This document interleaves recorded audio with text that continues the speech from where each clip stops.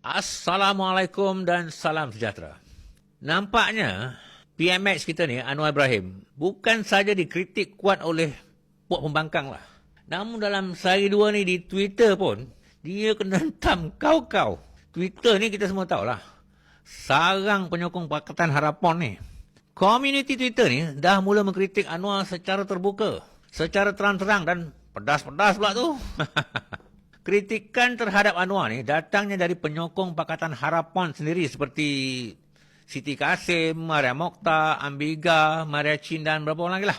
Rata-rata penyokong elit Pakatan Harapan ni, penyokong yang konon-konon elit lah, sudah tidak mampu menyembunyikan perasaan mereka yang menganggap PMX kita ni tak perform dengan baik sebagai Perdana Menteri dan sebagai Menteri Kewangan.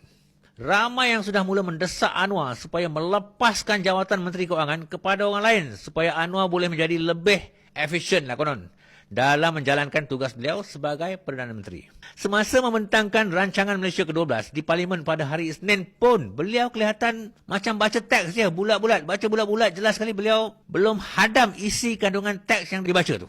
Perasan tak? Seolah-olah he doesn't have a good grasp on what he was reading.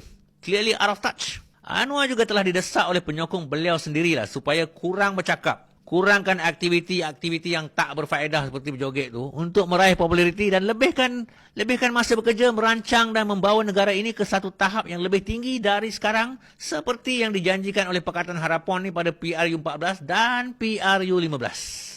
Manakala kat Parlimen pula, Anwar dah mula mendapat kritikan bukan saja daripada ahli Parlimen pembangkang, akan tetapi dari ahli-ahli Parlimen blok kerajaan juga. Beliau dinasihatkan supaya sekurang-kurangnya melantik Menteri Kewangan kedua. Saya berpendapat lah ya, yang Anwar doesn't have the cut to be an effective Prime Minister. Dulu masa dia jadi pembangkang, dia tidak diuji. Sekarang bila dah diuji, nampaknya beliau gagal teruk lah. Fail lah dia punya report card. Memang betul lah, Anwar berpengalaman lah, pernah jadi Menteri Kewangan dan timbalan Perdana Menteri semasa zaman pemerintahan Tun Mahathir dulu.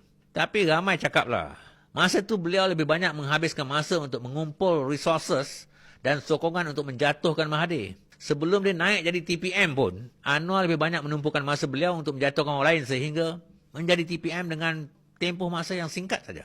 Rekod beliau amatlah buruk sekali sebagai Menteri Kewangan. Sembang kari saja lebih Anwar ni.